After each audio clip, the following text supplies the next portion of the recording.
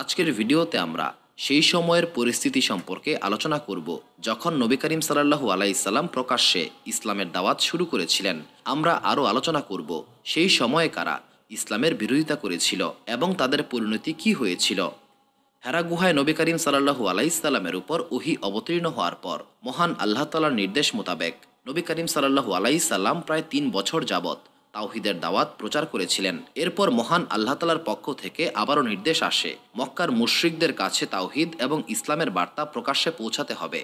এই নির্দেশ সূরা হিজরের ৯৪ এবং ৯৫ নম্বর আয়াতে এইভাবে বর্ণিত হয়েছে, আপনাকে যা আদেশ দেওয়া হয়েছে আপনি তা স্পষ্টভাবে ঘোষণা করুন এবং মুশরিকদের পরোয়া করবেন না। এই উপহাসকারীদের মোকাবেলার জন্য অবশ্যই আপনার রবই যথেষ্ট। এই সময়ে সূরা আশ-শুরার একটি আয়াত নাজিল হয়েছিল যেখানে নবী করিম সাল্লাল্লাহু আলাইহি সাল্লামকে দাওয়াতের পদ্ধতি বলে দেওয়া হয়েছিল। মহান আল্লাহ তাআলা বলেন, হে আমার হাবিব, প্রথমে আপনার নিকট আত্মীয় স্বজন এবং ঘরের লোকদেরকে সতর্ক করুন, তাদেরকে সতর্ক করুন এবং তাদের কাছে তাওহীদের বার্তা পৌঁছে দিন। এরপর সমগ্র মক্কায় তাওহীদের বার্তা ছড়িয়ে দিন। মহান আল্লাহ তাআলার এই নির্দেশের পর নবী করিম সাল্লাল্লাহু আলাইহি সাল্লাম তাওহীদের বার্তা প্রচার করতে শুরু করেছিলেন এবং এই সময়ে ইসলামের ইতিহাসের সেই বিখ্যাত ঘটনা ঘটেছিল যার নাম দাওয়াতে জিল আশিরা। নবী করিম সাল্লাল্লাহু আলাইহি সাল্লাম হযরত আলী রাদিয়াল্লাহু তাআলা আনহুকে ডেকে বললেন, গোত্রের সমস্ত প্রবীণ ও যুবকদেরকে নিমন্ত্রণ করো এবং সেই অনুপাতে খাবারের আয়োজন করো। হযরত আলী রাদিয়াল্লাহু তাআলা আনহু বললেন, এই নিমন্ত্রণে কি ধরনের খাবারের আয়োজন করব? নবী করিম সাল্লাল্লাহু আলাইহি সাল্লাম বললেন, ভেড়া বা ছাগলের একটি রানের মাংস, ১ পেয়ালা দুধ এবং ১ সা পরিমাণ অর্থাৎ প্রায় ৩ কেজি গমের রুটি। নবী করিম সাল্লাল্লাহু আলাইহি সাল্লামের নির্দেশ মোতাবেক হযরত আলী রাদিয়াল্লাহু তাআলা আনহু সমস্ত আয়োজন সম্পন্ন করলেন। এই নিমন্ত্রণের আয়োজন হযরত আবু তালিবের বাড়িতে অনুষ্ঠিত হয়েছিল। কিছু বর্ণনা মতে এটা শবে আবু তালিবে অনুষ্ঠিত হয়েছিল। বনু হাশিম গোত্রের প্রায় সকলেই নবী করিম সাল্লাল্লাহু আলাইহি সাল্লামের এই বার্তা পেয়েছিলেন। হযরত আলী রাদিয়াল্লাহু তাআলা আনহু দায়িত্ব নিয়ে প্রত্যেকের ঘরে ঘরে এই বার্তা পৌঁছে দিয়েছিলেন। এই নিমন্ত্রণে বনি হাশিম গোত্রের ৪০ জন সদস্য এবং কিছু নারীও উপস্থিত ছিলেন। পরের দিন নির্ধারিত সময়ে সবাই উপস্থিত হলেন। আবু লাহাব যখন খাবারের পরিমাণ দেখলেন তখন তিনি আশ্চর্য হয়ে বললেন, তোমরা কি আমাদেরকে নিমন্ত্রণ করেছ আমাদেরকে ক্ষুধার্ত রাখার জন্য? এখানে মাত্র একটি রানের গোশত রয়েছে, আমাদের প্রত্যেকেই এই পরিমাণ গোশত একাই খেতে পারবে। ৪০ জনের জন্য মাত্র একটি রানের গোশত কিভাবে সম্ভব?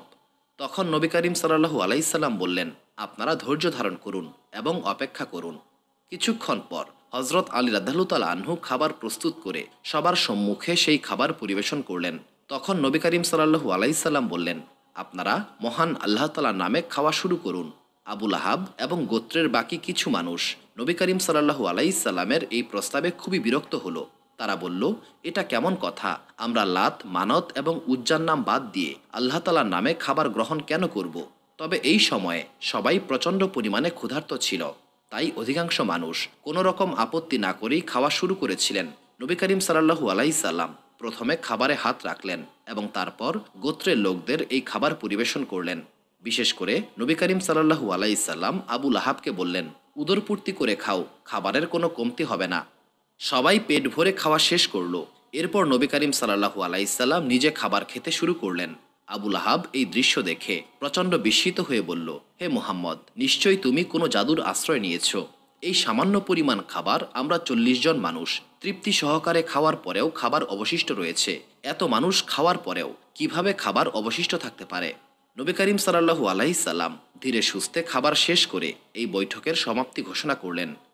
নবী করিম সাল্লাল্লাহু আলাইহি সাল্লাম বৈঠকের সমাপ্তি ঘোষণা করায় সবাই খুব বিস্মিত হয়েছিল। তারা ভাবছিল কেনই বা তাদেরকে নিমন্ত্রণ করা হয়েছিল এবং কেনই বা তাদেরকে চলে যেতে বলা হলো।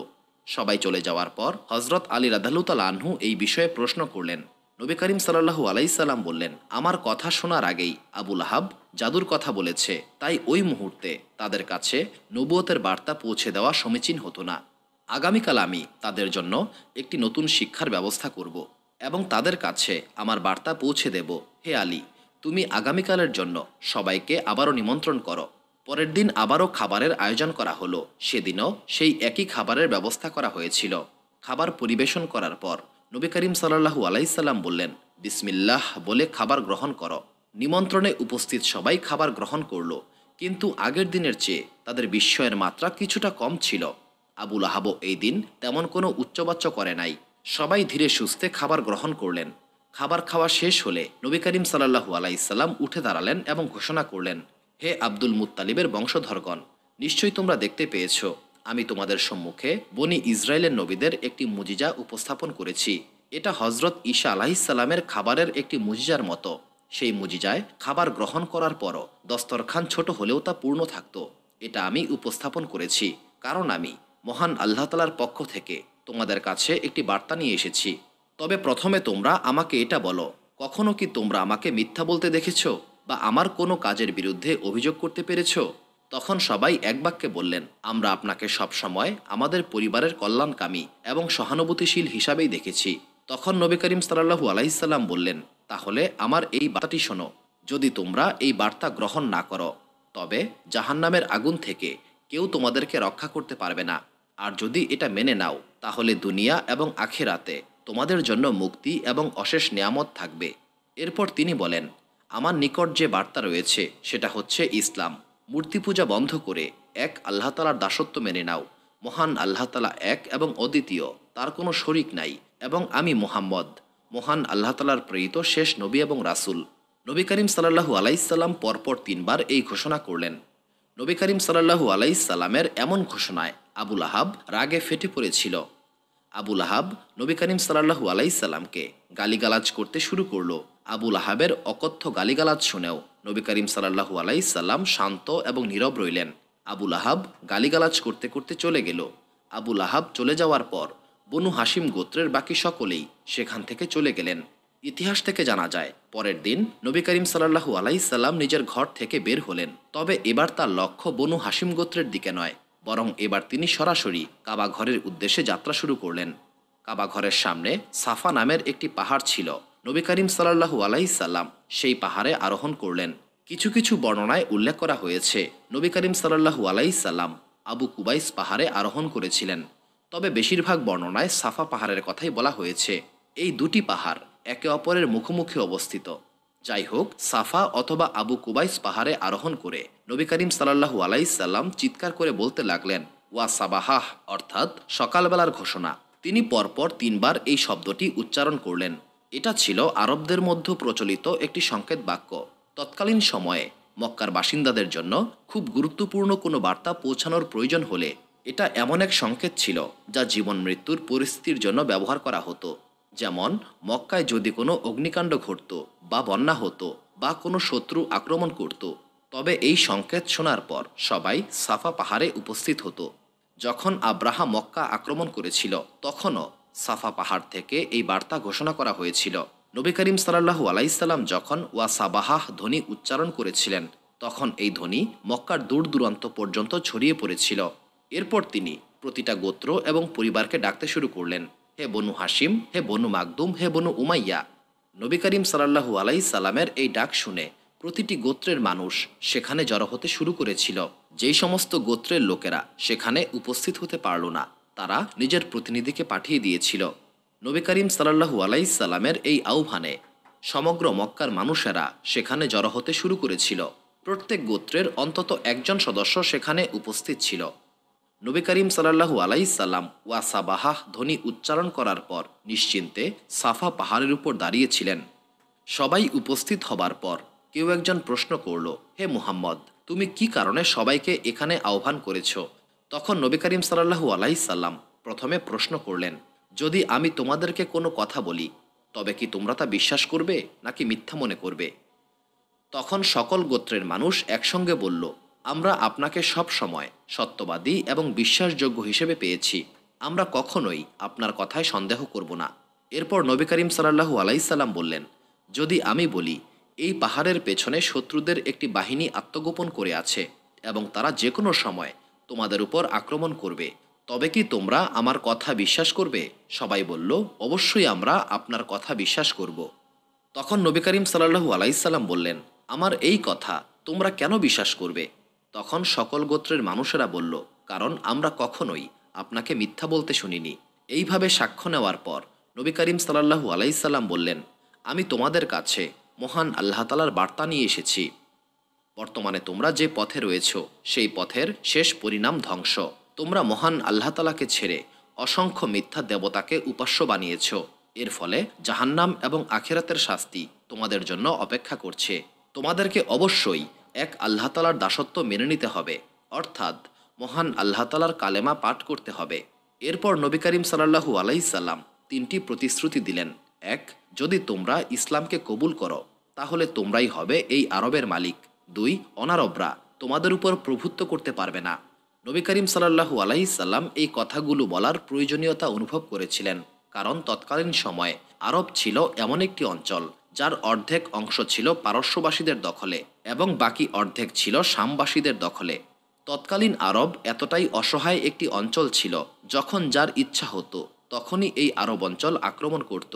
যেমন আব্রাহার আক্রমণই এই বিষয়ে সাক্ষ্য বহন করে। এছাড়াও হাবশার বাদশাহ বহুবার এখানে আক্রমণ করেছিলেন। ইয়েমেনের বাদশাও বহুবার আক্রমণ করেছিলেন। তৎকালীন সময়ে আরববাসীদের সবচেয়ে বড় সমস্যা ছিল এই বৃহৎ শক্তিগুলো যখন এই অঞ্চলের উপর আক্রমণ করত, তখন আরববাসীদের ভাবনা ছিল কে আমাদের এদের হাত থেকে রক্ষা করবে। এই পরিস্থিতিতে নবী করিম সাল্লাল্লাহু আলাইহি সাল্লাম 3টি প্রতিশ্রুতি দিলেন। 1, তোমরা সমগ্র আরবের মালিক হয়ে যাবে। 2, অনারবরা তোমাদের লাঞ্ছিত করতে পারবে না। 3, যদি তোমরা ইসলাম কবুল করো তবে মহান আল্লাহ তাআলা তোমাদেরকে জান্নাত দান করবেন। তারপর নবী করিম সাল্লাল্লাহু আলাইহি সাল্লাম বললেন, তোমরা সকলেই বলো আল্লাহ তাআলা এক এবং অদ্বিতীয়, তার কোনো শরিক নাই। ইসলামকে কবুল করে মুক্তি ও সাফল্য অর্জন করো। যখন নবী করিম সাল্লাল্লাহু আলাইহি সাল্লাম তার বক্তব্য শেষ করলেন, তখন আবু লাহাব বলল, হে মুহাম্মদ, তুমি কি এই সমস্ত ভিত্তিহীন কথাবার্তা বলার জন্য আমাদেরকে এইখানে জমায়েত করেছ? আবু লাহাব এই সমস্ত কথা বলে রাগে গজগজ করতে করতে চলে গিয়েছিল। যখন নবী করিম সাল্লাল্লাহু আলাইহি সাল্লামের নিজের চাচা আবু লাহাব এমন বক্তব্য দিলেন, তখন আরবদের মধ্যে বিভ্রান্তি ছড়িয়ে পড়েছিল। নবী করিম সাল্লাল্লাহু আলাইহি সাল্লামের এই বক্তব্যের বিপরীতে তাদের কি বলা উচিত সেটা তারা বুঝতে পারছিল না। কিন্তু এই বক্তব্য তাদের মধ্যে আলোচনার বিষয়বস্তু হয়ে দাঁড়ালো। সারাটা দিন তারা এই প্রসঙ্গেই আলোচনা করছিল। তাদের মধ্যে কেউ কেউ ক্ষুব্ধ কণ্ঠে বলল, আবদুল্লাহর এতিম পুত্র মুহাম্মদ আমাদের দেবতাদের অপমান করছে। মুহাম্মদকে এই অপরাধের জন্য শাস্তি দেওয়া প্রয়োজন। মক্কার লোকেরা যখন এই সমস্ত বিষয় নিয়ে আলাপচারিতায় মগ্ন, তখন অন্যদিকে হজরত জিব্রাইল আলাইহিস সালাম নবী করিম সাল্লাল্লাহু আলাইহি সাল্লামের নিকট সূরা লাহাবের আয়াত নিয়ে উপস্থিত হয়েছিলেন। আবু লাহাব নবী করিম সাল্লাল্লাহু আলাইহি সাল্লামকে যেই সমস্ত অকথ্য ভাষায় গালিগালাজ করেছিলেন, মহান আল্লাহ তাআলা এই সূরায় আবু লাহাবের ওই সমস্ত কথার জবাব দিয়েছেন। সূরা লাহাবে বলা হয়েছে, ধ্বংস হোক আবু লাহাবের 2 হাত এবং সে নিজেও ধ্বংসপ্রাপ্ত হোক। পবিত্র কোরআনের এই প্রতিশ্রুতি পরিপূর্ণ হয়েছিল। আবু লাহাব ধ্বংসপ্রাপ্ত হয়েছিল এবং তার হাত ধ্বংসপ্রাপ্ত হয়েছিল। অন্যদিকে মক্কার প্রতিটি ঘরে এই আলোচনা শুরু হয়ে গেল যে মুহাম্মদ এত সাহস কিভাবে অর্জন করল। নবী করিম সাল্লাল্লাহু আলাইহি সাল্লাম মক্কার সমস্ত দেবতাদেরকে বাতিল ঘোষণা করার পরপরই তিনি একটি নতুন পদ্ধতির অনুসরণ করলেন। তিনি নিজে কাবা ঘরে নামাজ আদায় করতে শুরু করলেন। সাধারণ মুসলিমদের তখনও কাবায় নামাজ পড়ার অনুমতি দেওয়া হয়নি, কিন্তু নবী করিম সাল্লাল্লাহু আলাইহি সাল্লাম নিজে কাবার সামনে প্রকাশ্যে নামাজ আদায় করতে শুরু করেছিলেন। এইভাবেই গোপনে ইসলাম প্রচারের সেই অধ্যায়ের সমাপ্তি ঘটেছিল এবং নবী করিম সাল্লাল্লাহু আলাইহি সাল্লাম প্রকাশ্যে নামাজ আদায় করতে শুরু করেছিলেন। সূরা আলাকের 6ষ্ঠ আয়াত থেকে শেষ পর্যন্ত এই ঘটনার পর সাফা পাহাড়েই অবতীর্ণ হয়েছিল। নবী করিম সাল্লাল্লাহু আলাইহি সাল্লাম যখন মসজিদুল হারামে নামাজ আদায় করছিলেন, তখন সমগ্র আরবের মানুষেরা বিস্ময় ও ক্রোধে ফেটে পড়েছিল। বিশেষ করে আবু জেহেলের ক্রোধ তীব্র আকার ধারণ করেছিল। আবু জেহেল এমন একজন ব্যক্তি ছিল যে সব সময় আরবদের থেকে নিজেকে আলাদা প্রমাণ করতে চাইত। আবু জেহেল যে পোশাক পরিধান করত, সেই দিন অন্য কোনো ব্যক্তির সেই ধরনের পোশাক পরিধান করার অনুমতি ছিল না। আবু জেহেল যখন কোনো বাহনে আরোহণ করত, তখন তার বাহনের সামনে অন্য কোনো ব্যক্তি বাহনে আরোহণ করতে পারত না। অবশ্য আবু জেহেল এই নিয়মগুলি চালু করেছিল তাদের জন্য যারা আবু জেহেলের চেয়ে দরিদ্র ছিল। আবু জেহেল নিজের মনের মধ্যে নিজের ব্যাপারে খুবই উচ্চতর ধারণা পোষণ করত। যখন সে নবী করিম সাল্লাল্লাহু আলাইহি সাল্লামকে কাবা ঘরে সিজদা করতে দেখল, তখন তার রাগ এবং ক্রোধ সকল সীমা ছাড়িয়ে গিয়েছিল। একদিন আবু জেহেল নবী করিম সাল্লাল্লাহু আলাইহি সাল্লামকে বলল, হে মুহাম্মদ, আমি যেন আর কোনো দিন তোমাকে কাবার সামনে দেখতে না পাই। যদি তুমি আবারও এইভাবে কাবার সামনে সিজদা করো, তবে লাত ও মানাতের কসম আমি সেখানেই তোমাকে শাস্তি প্রদান করব। নবী করিম সাল্লাল্লাহু আলাইহি সাল্লাম সাধারণত কঠোরভাবে কথা বলতেন না, কিন্তু এই দিন তিনি কঠোর ভাষায় জবাব দিলেন, হে আবু জেহেল, তুমি যদি আমাদের নামাজে বাধা প্রদান করার চেষ্টা করো তবে তোমার জন্য আমার রবই যথেষ্ট। পরের দিন যখন আবু জেহেল কাবা ঘরে পৌঁছালো, তখন সে দেখল নবী করিম সাল্লাল্লাহু আলাইহি সাল্লাম সেই একইভাবে কাবার সামনে দাঁড়িয়ে নামাজ আদায় করছেন। তখন সেখানে সেই সমস্ত লোকেরাও উপস্থিত ছিল যাদের সামনে আগের দিন আবু জেহেল নবী করিম সাল্লাল্লাহু আলাইহি সাল্লামকে হুমকি দিয়েছিল। নবী করিম সাল্লাল্লাহু আলাইহি সাল্লামকে কাবার সামনে নামাজ আদায় করতে দেখেই আবু জেহেল ক্রোধে জ্ঞানশূন্য হয়ে পড়েছিল। এরপর সে একটি বড় পাথর হাতে নিল এবং বলল, এই পাথর দিয়ে আমি মুহাম্মদের মাথায় আঘাত করব এবং আমার পা দিয়ে তার গলা ভেঙে ফেলব। অহংকার এবং ক্ষোভে উন্মত্ত হয়ে আবু জেহেল নবী করিম সাল্লাল্লাহু আলাইহি সাল্লামের দিকে যেতে শুরু করল। আবু জেহেল ক্রমশ নবী করিম সাল্লাল্লাহু আলাইহি সাল্লামের দিকে এগিয়ে যাচ্ছিল, কিন্তু যখন সে নবী করিম সাল্লাল্লাহু আলাইহি সাল্লামের নিকটে পৌঁছালো, তখন কাবার উপস্থিত অন্য সবাই দেখতে পেল আবু জেহেল পাথর নিক্ষেপ করার জন্য হাত তুলেছে এবং সেই পাথর তার গলায় আটকে গেল এবং তার হাত স্থির হয়ে গিয়েছিল। এরপর আবু জেহেল প্রচণ্ড ভয়ে চিৎকার করে উঠল এবং ফিরে আসার চেষ্টা করতে লাগলো, কিন্তু শেষ পর্যন্ত কোনো উপায় করতে না পেরে আবু জেহেল নির্লজ্জের মতো নবী করিম সাল্লাল্লাহু আলাইহি সাল্লামকে বলল, হে মুহাম্মদ, আমাকে রক্ষা করুন, আমি আর কখনোই আপনার বিরুদ্ধে কথা বলবো না। নবী করিম সাল্লাল্লাহু আলাইহি সাল্লাম হাত দিয়ে ইশারা করলেন এবং সঙ্গে সঙ্গে পাথর মাটিতে পড়ে গেল। এরপর আবু জেহেল কাপুরুষের মতো সেখান থেকে দৌড়ে পালিয়ে গিয়েছিল। যখন সে ফেরত এলো, তার সঙ্গীরা তাকে জিজ্ঞাসা করল, হে আবু জেহেল, আপনি তো মুহাম্মদকে হত্যা করার উদ্দেশ্যে গিয়েছিলেন, কিন্তু এরপর আপনার কি হয়েছিল? এই প্রশ্নের জবাবে আবু জেহেল বলল, লাত আর উজ্জার কসম, আমি যখন মুহাম্মদের নিকটে গেলাম তখন আমি আমার এবং মুহাম্মদের মাঝে আগুনে পরিপূর্ণ একটি বিশাল পরীক্ষা দেখতে পেলাম। সেই আগুনের খুব কাছেই আমি এমন কিছু পাখি দেখতে পেয়েছিলাম যাদের ডানা অনেক বড় এবং তাদের ভয়ঙ্কর নখ ছিল। আমার মনে হচ্ছিল ওরা যেন আমাকে আক্রমণ করবে, এই কারণে আমি সেখান থেকে ফিরে এসেছি। এই ব্যাপারে নবী করিম সাল্লাল্লাহু আলাইহি সাল্লাম পরে ইরশাদ করেছিলেন, যদি আবু জেহেল আর একটা কদমও এগিয়ে যেত তবে ফেরেশতারা তার দেহটাকে টুকরো টুকরো করে ফেলত। হিজরির দ্বিতীয় বছরে যখন বদরের যুদ্ধ সংঘটিত হয়েছিল, তখন আবু জেহেলের মৃতদেহ অন্যান্য মুশরিকদের মৃতদেহের সঙ্গেই পড়েছিল। এরপর তার মস্তক ছিন্ন করার আগে কিছু মুসলিম এগিয়ে এসে তার কপালের চুল টেনে সেই গর্তে ফেলে দিয়েছিল যেখানে মুশরিকদের মৃতদেহ ফেলা হচ্ছিল। পরে নবী করিম সাল্লাল্লাহু আলাইহি সাল্লাম আবু জেহেলের মৃতদেহকে এনে তার মস্তক ছিন্ন করার নির্দেশ দিয়েছিলেন। এতে পবিত্র কোরআনের সেই ভবিষ্যৎবাণী সত্য প্রমাণিত হয়েছিল। পবিত্র কোরআনের ভাষায়, যদি সে তার কর্ম থেকে বিরত না হয় তবে আমরা তার কপাল ধরে তাকে টেনে নিয়ে যাব। পরে মুসলিমরা বুঝতে পেরেছিল যে মুশরিকদের এতগুলো মৃতদেহের মধ্যে কেবল একজনকে কপাল ধরে টেনে নিয়ে যাওয়া হয়েছিল এবং সেই ছিল আবু জেহেল। এই জন্যই পবিত্র কোরআনে ঘোষণা করা হয়েছিল, তারপর আমরা তাকে জাহান্নামে নিক্ষেপ করব। ইতিহাস থেকে জানা যায় আবু জেহেলই ছিল প্রথম ব্যক্তি যে নবী করিম সাল্লাল্লাহু আলাইহি সাল্লামের প্রধান শত্রু হিসেবে সামনে এসেছিল। নবী করিম সাল্লাল্লাহু আলাইহি সাল্লামের উপর প্রথম আক্রমণ এই আবু জেহেলই করেছিল। আবু জেহেলের পর দ্বিতীয় যে ব্যক্তি নবী করিম সাল্লাল্লাহু আলাইহি সাল্লামের বিরুদ্ধে শত্রুতা করেছিল সে ছিল ওয়ালিদ ইবনে মুগিরা। এই ওয়ালিদ ইবনে মুগিরার প্রচুর সম্পদ ছিল এবং তার অসংখ্য সন্তান ছিল। তৎকালীন আরব সমাজে এই দুটি বিষয় ছিল সবচেয়ে গুরুত্বপূর্ণ, এক সম্পদ এবং দুই অসংখ্য সন্তান। তৎকালীন আরব সমাজে যার সম্পদ এবং সন্তান বেশি ছিল সে তত বেশি অহংকারী এবং ঔদ্ধত্যপূর্ণ ছিল। নবী করিম সাল্লাল্লাহু আলাইহি সাল্লাম যখন প্রকাশ্যে ইসলামের দাওয়াত শুরু করেছিলেন এবং সাফা পর্বতে তাওহীদের ঘোষণা করেছিলেন, এরপরই মসজিদুল হারামে প্রথম আক্রমণ আবু জেহেলের পক্ষ থেকেই হয়েছিল। এরপরে দ্বিতীয় আক্রমণ আসে ওয়ালিদ ইবনে মুগিরার পক্ষ থেকে। ওয়ালিদ ইবনে মুগিরা আবু জেহেলের সহযোগী হয়ে নবী করিম সাল্লাল্লাহু আলাইহি সাল্লামের বিরুদ্ধে সর্বগ্রাসী চক্রান্তে লিপ্ত হয়েছিল। এই ব্যাপারে পবিত্র কোরআনের সেই আয়াত নাজিল হয়েছিল যা সূরা কলমে রয়েছে। পবিত্র কোরআনের ভাষায়, হে রাসূল, আপনি সাবধান থাকুন, তার কথায় বিভ্রান্ত হবেন না, যে খুব বেশি কসম খায় এবং চরম হীন মানসিকতার মানুষ। পবিত্র কোরআনে আরও বলা হয়েছে, সে এমন ব্যক্তি যে অন্যের দোষ খুঁজে বেড়ায়, পরনিন্দা তার স্বভাব, নিজে সৎ পথে চলে না এবং অন্যদেরকেও সৎ পথে চলতে দেয় না, নিজের স্বার্থে অন্যদের থেকে দূরে থাকে, পাপী এবং অত্যন্ত কঠোর স্বভাবের। এই সব কিছুর পরেও সে একজন নিকৃষ্ট ব্যক্তি। পবিত্র কোরআনে ওয়ালিদের এই 9টি বৈশিষ্ট্য উল্লেখ করে আরও বলা হয়েছে, তার কাছে প্রচুর সম্পদ এবং অসংখ্য সন্তান রয়েছে, কিন্তু যখন তার সামনে এই আয়াতগুলো পাঠ করা হয় তখন সে বলে, তুমি আমাদের সামনে কি পড়া শুরু করলে?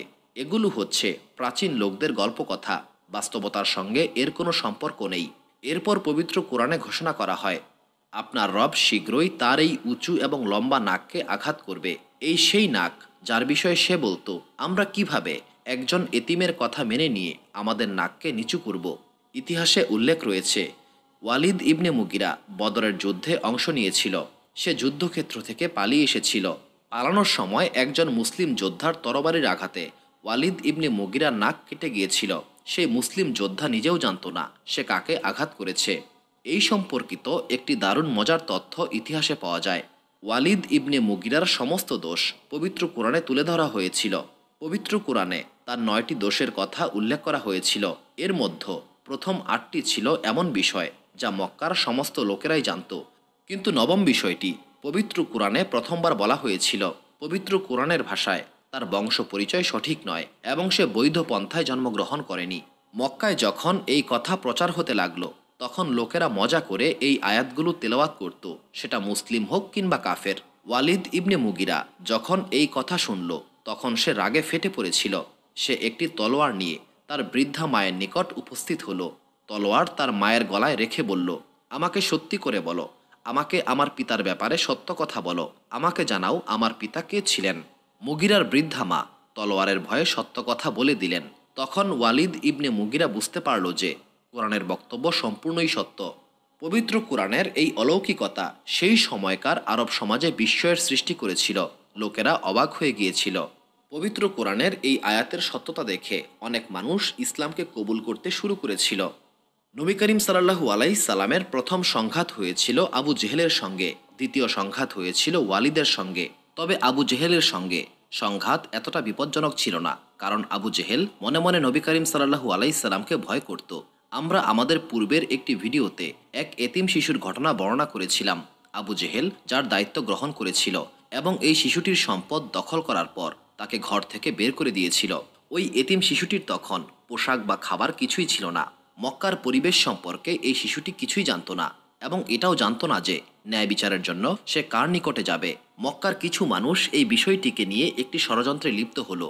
এই বিষয়টাকে কেন্দ্র করে মুহাম্মদ সাল্লাল্লাহু আলাইহিস সালাম এবং আবু জেহেলের মধ্যে একটা যুদ্ধ বাঁধানোর পরিকল্পনা করা হলো।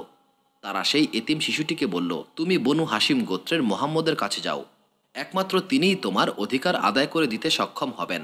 তখন সেই শিশু নবী করিম সাল্লাল্লাহু আলাইহিস সালামের বাড়িতে গেল এবং বলল, আমার অধিকার আবু জেহেলের নিকট থেকে আদায় করে দিন।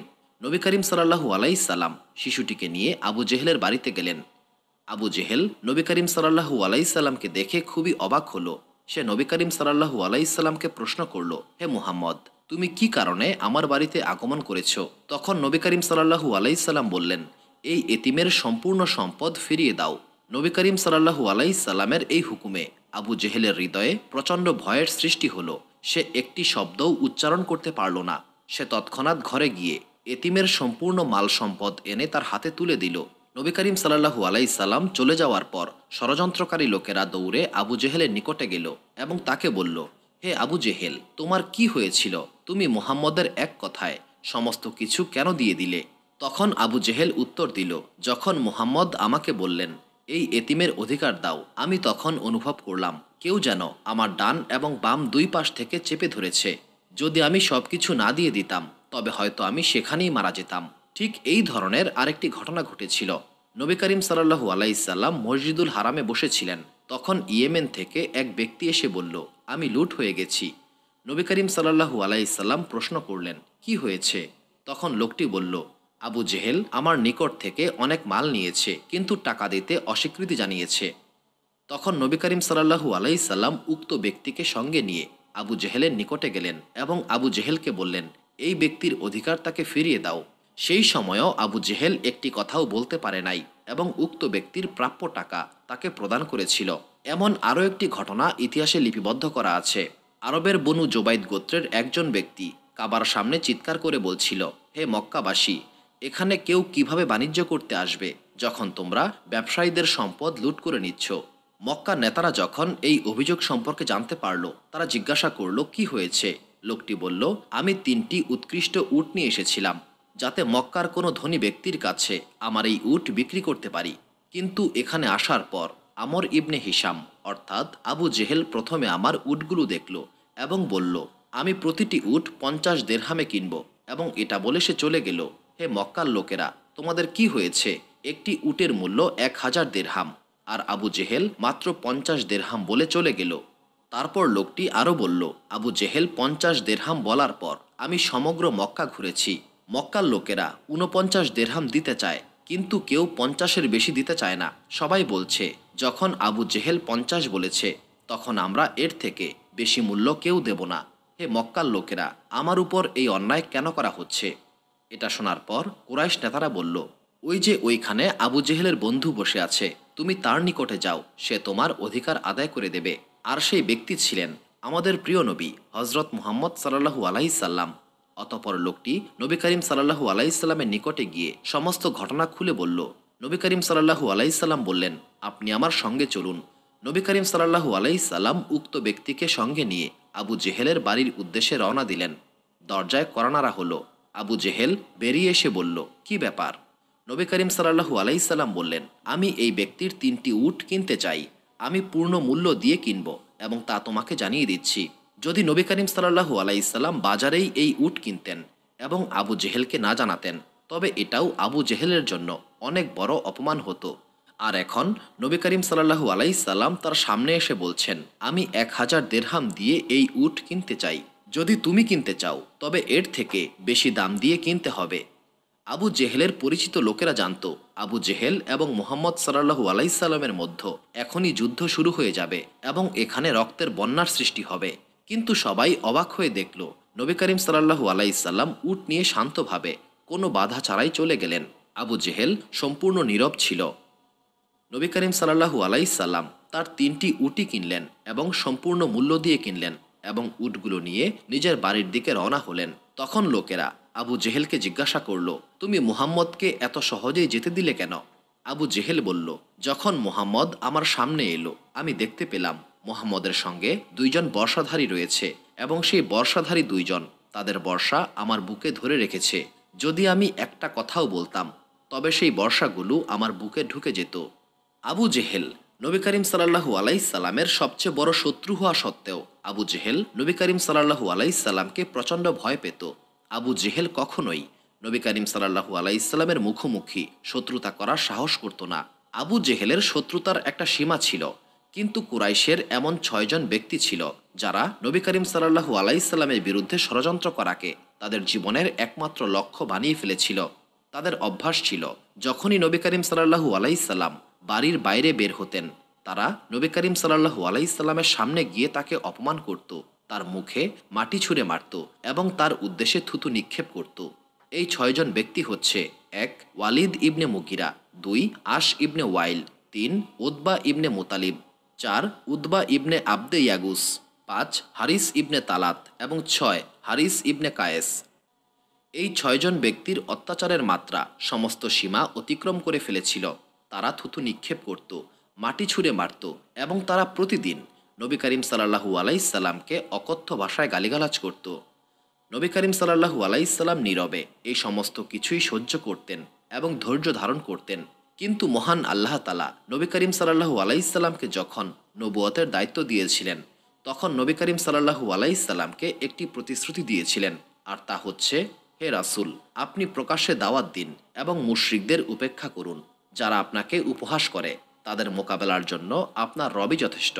যখন নবী করিম সাল্লাল্লাহু আলাইহি সাল্লামকে কষ্ট দেওয়ার সমস্ত সীমা অতিক্রম করে ফেলা হলো, তখন হযরত জিবরাইল আলাইহিস সালাম নবী করিম সাল্লাল্লাহু আলাইহি সাল্লামের সঙ্গে দেখা করলেন এবং বললেন, বলুন, কে আপনাকে কষ্ট দিচ্ছে? নবী করিম সাল্লাল্লাহু আলাইহি সাল্লাম নীরব রইলেন। ঠিক এই সময়ে ওয়ালিদ ইবনে মুগিরা সেই রাস্তা দিয়ে বাজারের উদ্দেশ্যে যাচ্ছিল। তখন জিবরাইল আলাইহিস সালাম বললেন, এই লোকটি কি আপনাকে বিদ্রুপকারীদের মধ্যে একজন?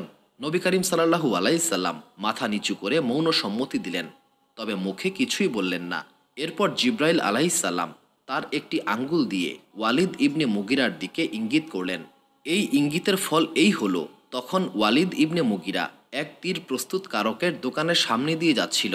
তীর প্রস্তুতকারকরা কাঠ দিয়ে তীর প্রস্তুত করত এবং সেই কাঠের ছোট ছোট টুকরা মাটিতে পড়ে থাকত, যাদের শত্রুতার সীমা ছাড়িয়ে যায়। পরম করুণাময় মহান আল্লাহ তাআলা তাদেরকে অপমানজনক মৃত্যু প্রদান করেন। ওয়ালিদ যখন তীর প্রস্তুতকারকের দোকানের সামনে দিয়ে যাচ্ছিল, তখন মাটিতে পড়ে থাকা ছোট্ট কাঠের টুকরা তার পায়ে ঢুকে যায়। কাঠের টুকরা তার পায়ে ঢুকে যাওয়ার কারণে তার প্রচণ্ড রক্তক্ষরণ শুরু হয়ে যায়। কিন্তু ওয়ালিদ ইবনে মুগিরা এতটাই অহংকারী ছিল যে সে নিজের পায়ে ঝুঁকে সেই কাঠের টুকরাটি বের করতেও অপমান বোধ করল। তাই সে পায়ে কাঠের টুকরা নিয়েই রক্তপাত হতে থাকা অবস্থায় নিজের বাড়ি পর্যন্ত পৌঁছে গেল। বাড়িতে পৌঁছে সে নিজের বিছানায় শুয়ে পড়ল। তার কন্যা তার বিছানার কাছেই ছিল। কিছুক্ষণ পর তার কন্যা এত পরিমাণ রক্ত দেখে আতঙ্কিত হয়ে উঠে দাঁড়ালো এবং চিৎকার করতে শুরু করলো। ওয়ালিদ তখন তার কন্যাকে বলল, যাও, আমার পুত্রদেরকে ডেকে নিয়ে আসো। তার পুত্রদেরকে ডাকা হলো। ওয়ালিদ তার পুত্রদের সঙ্গে কিছুক্ষণ কথা বলল এবং এরপর সে জাহান্নামে পৌঁছে গেল। দ্বিতীয় ব্যক্তি ছিল আশ ইবনে ওয়াইল। এই ব্যক্তি ইসলামের শুরুতে নবী করিম সাল্লাল্লাহু আলাইহিস সাল্লামকে প্রচণ্ড কষ্ট দিতেন। একদিন জিব্রাইল আলাইহিস সালাম নবী করিম সাল্লাল্লাহু আলাইহিস সাল্লামের পাশেই দাঁড়িয়েছিলেন। সেই সময় মক্কার বাজারের দিকে আশ ইবনে ওয়াইল যাচ্ছিল। জিব্রাইল আলাইহিস সালাম প্রশ্ন করলেন, হে আল্লাহ তাআলার রাসূল সাল্লাল্লাহু আলাইহিস সাল্লাম, এই লোকটিও কি আপনাকে অনবরত কষ্ট দিচ্ছে? নবী করিম সাল্লাল্লাহু আলাইহিস সাল্লাম মাথা নিচু করে সম্মতি দিলেন। তখন জিব্রাইল আলাইহিস সালাম তার একটি আঙ্গুল দিয়ে একটি ইঙ্গিত করলেন। আশ ইবনে ওয়াইল সামনে এগিয়ে চলছিল। এমন সময় সে একটি পাহাড়ে আরোহণ করল এবং একটি কাঁটা তার পায়ে ঢুকে গেল। কাঁটা পায়ে ঢোকার ফলে সে এতটাই যন্ত্রণা পাচ্ছিল যে সে চিৎকার করে বলতে লাগলো, মুহাম্মদের আল্লাহ আমাকে হত্যা করে ফেলবেন। এই যন্ত্রণার মধ্যেই সে মারা গেল এবং জাহান্নামে পৌঁছে গেল। এই দিকে নবী করিম সাল্লাল্লাহু আলাইহিস সাল্লাম সেখানেই দাঁড়িয়েছিলেন। এমন সময় তৃতীয় শত্রু উতবা ইবনে মুত্তালিব সেই পথে আগমন করল। জিব্রাইল আলাইহিস সালাম নবী করিম সাল্লাল্লাহু আলাইহিস সাল্লামকে জিজ্ঞাসা করলেন, এই ব্যক্তিও কি আপনার শত্রুদের একজন? নবী করিম সাল্লাল্লাহু আলাইহিস সাল্লাম মাথা নত করে সম্মতি দিলেন। তখন জিব্রাইল আলাইহিস সালাম আঙ্গুল দিয়ে ইঙ্গিত করলেন। বর্ণনায় আছে, উতবা কিছু দূর যাওয়ার পরেই অন্ধ হয়ে গিয়েছিল।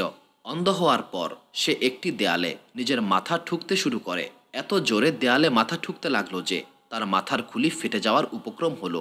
উতবার দাস তার সঙ্গেই ছিল। সে তার দাসকে বলল, আমাকে ধরো, কেউ একজন আমার মাথা দেয়ালে ঠুকে দিচ্ছে, তাকে থামাও। দাস বলল, আপনি কার কথা বলছেন? আমি কাকে থামাবো? আমি তো আপনাকেই দেখছি, আপনি নিজের মাথা নিজেই দেয়ালে ঠুকছেন। উতবা আবারও চিৎকার করে বলল, যে আমার মাথা ধরে দেয়ালে ঠুকছে তাকে সরিয়ে দাও। দাস অবাক হয়ে চারদিকে তাকালো এবং আবারও বলল, আপনি তো নিজেই নিজের মাথা দেয়ালে ঠুকছেন, আমি কাকে সরাবো? অবশেষে উতবা নিজের মাথা দেয়ালে ঠুকতে ঠুকতে মারা যায় এবং জাহান্নামে পৌঁছে যায়। কয়েকদিন পরের কথা, নবী করিম সাল্লাল্লাহু আলাইহিস সাল্লামের সঙ্গে হজরত জিব্রাইল আলাইহিস সালাম ছিলেন। জিব্রাইল আলাইহিস সালাম এইবার চতুর্থ ব্যক্তির দিকে ইঙ্গিত করলেন, আর তিনি ছিলেন উতবা ইবনে ইয়াগুস। এই উতবা চরম জালিম একজন ব্যক্তি ছিলেন। তার এক কৃতদাসী ইসলাম কবুল করেছিল। শুধুমাত্র এই কারণে উতবা তার দাসীর উপর নির্মম অত্যাচার চালিয়েছিল। জিব্রাইল আলাইহিস সালাম জিজ্ঞাসা করলেন, এই ব্যক্তিটিও কি আপনার বিদ্রুপকারীদের মধ্যে একজন? নবী করিম সাল্লাল্লাহু আলাইহিস সাল্লাম বললেন, আমি উতবার জন্য দোয়া করেছি, সে যেন তার ছেলের মৃত্যুর খবর শোনার পর ইন্তেকাল করে, তাই এখনই তার মৃত্যু হওয়া উচিত নয়। বর্ণনায় আছে, তখন হজরত জিব্রাইল আলাইহিস সালাম গাছের একটি পাতা ছিঁড়লেন এবং সেই পাতা উতবার চোখে লাগিয়ে দিলেন। এতে সে অন্ধ হয়ে গিয়েছিল, তবে মারা যায়নি। অন্য বিদ্রুপকারীরা সবাই মারা গিয়েছিল, কিন্তু উতবা অন্ধ এবং অক্ষম হয়ে গেল। পরে বদরের যুদ্ধে তার ছেলে মারা যায়। যখন মক্কায় তার ছেলের মৃত্যুর খবর আসে, তখন উতবা এই শোকে আত্মহত্যা করেছিল। এরপর পঞ্চম ব্যক্তি ছিল হারিস ইবনে তালাত। জিব্রাইল আলাইহিস সালাম তার দিকেও ইঙ্গিত করে বললেন, এই লোকটিও কি আপনার বিদ্রুপকারীদের মধ্যে একজন? নবী করিম সাল্লাল্লাহু আলাইহিস সাল্লাম ইঙ্গিত করে সম্মতি দিলেন। তখন জিব্রাইল আলাইহিস সালাম তার দিকে ফিরে ইঙ্গিত করলেন। এর ফল হলো, যখন হারিস কিছু দূর এগিয়ে গেল, তার মুখ কালো হয়ে গেল এবং তার চেহারা পুরোপুরি বিকৃত হয়ে গেল। যখন সে তার বাড়িতে প্রবেশ করল এবং নিজের বিছানায় বসল, তখন তার বাড়ির লোকজন ভয়ে আতঙ্কিত হয়ে পড়ল এবং তারা বলল, কে এই ব্যক্তি? আমাদের বাড়িতে নিশ্চয়ই কোনো খারাপ উদ্দেশ্য নিয়ে আগমন করেছে। তারপর তার পরিবারের লোকেরা সবাই তার উপর ঝাঁপিয়ে পড়ল এবং তাকে মারধর করতে শুরু করল। তার চেহারা বদল হলেও তার চরিত্র বদল হয় নাই।